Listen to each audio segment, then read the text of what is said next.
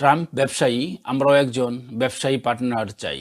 Doctor Mohammad Yunus অন্তর্বর্তী সরকারের প্রধান উপদেষ্টা সম্প্রতি টাইমস অফ ম্যাগাজিনকে দেওয়া এক সাক্ষাৎকারে জানিয়েছেন, তারা কোনো সংকট থেকে উত্তরণের জন্য সাহায্য চান না, বরং একটি ব্যবসায়িক পার্টনার হিসাবে তিনি বলেন। নবনির্বাচিত মার্কিন প্রেসিডেন্ট ডোনাল্ড ট্রাম্প একজন ব্যবসায়ী এবং এ কারণেই তিনি তার সঙ্গে কাজ করার ব্যাপারে আশাবাদী। ট্রাম্প এর আগে সামাজিক যোগাযোগ মাধ্যমে একটি পোস্টে বাংলাদেশের সংখ্যালঘু সম্প্রদায়ের উপরে সহিংসতার নিন্দা জানিয়ে বলেন, বাংলাদেশে এখন বিশৃঙ্খলার মধ্যে রয়েছে। ডক্টর ইউনূস এ প্রসঙ্গে জানান, তিনি এ বিষয়ে ট্রাম্পের সঙ্গে কথা বলবেন।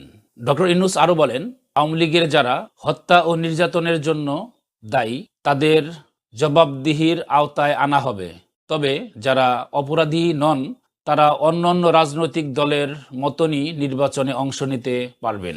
আওয়ামী লীগের রাজনীতির মাঠে মোকাবেলা করতে হবে। তিনি টাইমকে জানান, ঢাকার রাস্তায় দেওয়ালে সাবেক প্রধানমন্ত্রী শেখ হাসিনার পতনের উদযাপন তুলে ধরা হয়েছে। ছাত্র নেতৃত্বাধীন আন্দোলনের মধ্যে হাসিনার সরকারের বিদায় পর দেওয়াল জুড়ে তার কার্টুন আঁকা হয়েছে বলেছিলেন। ডক্টর ইউনূস মনে করেন, তরুণদের এই সৃজনশীলতা, উচ্চাকাঙ্ক্ষা দেশের ভবিষ্যতের জন্য ইতিবাচক বার্তা বহন করে।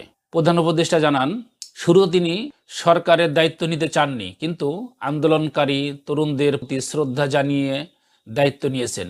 তিনি বলেন, তোমরা তোমাদের জীবন উৎসর্গ করেছ, আমিও তোমাদের সর্বোচ্চ দিয়ে চেষ্টা করব। টাইমসের প্রতিবেদনে উল্লেখ করা হয়, গত জুলাই আগস্ট মাসে চলা আন্দোলনে নিরাপত্তা বাহিনীর সঙ্গে সংঘর্ষে ১৫০০-এরও বেশি মানুষ নিহত হয়। ইউনূস দাবি করেন, শেখ হাসিনার শাসনামলে ৩৫০০-এরও বেশি মানুষ বিচার বহির্ভূত গুম হয়েছেন। তিনি আগের সরকারকে ফ্যাসিবাদী শাসন হিসাবে উল্লেখ করেন। দেশের চলমান নির্বাচনী ব্যবস্থা, পুলিশ প্রশাসন, বিচার ব্যবস্থা, দুর্নীতি দমন কমিশন, সরকারি প্রশাসন এবং সংবিধান পুনর্গঠনের কাজ চলছে। এছাড়া দেশের বাইরে পাচার হওয়া ১,০০০ কোটি টাকাও ফেরত আনার প্রতিশ্রুতি দেন তিনি। বিএনপির তথ্য ও প্রযুক্তি বিষয়ক সম্পাদক এ.কে.এম. ওয়াহিদুজ্জামান অভিযোগ করেন, অন্তর্বর্তী সরকারের ৬টি সংস্কার কমিশন গঠন করেছে কোনো রাজনৈতিক দলের সঙ্গে আলোচনা ছাড়াই, যা তাদের স্বৈরাচারী মানসিকতার পরিচয় বহন করে। ডক্টর ইউনূসের টাইমস অফ ম্যাগাজিনকে দেওয়া সাক্ষাৎকারের বিস্তারিত ছিল এই। ভালো থাকবেন, কথা হবে দ্বিতীয় কোনো ভিডিওতে। আল্লাহ হাফেজ।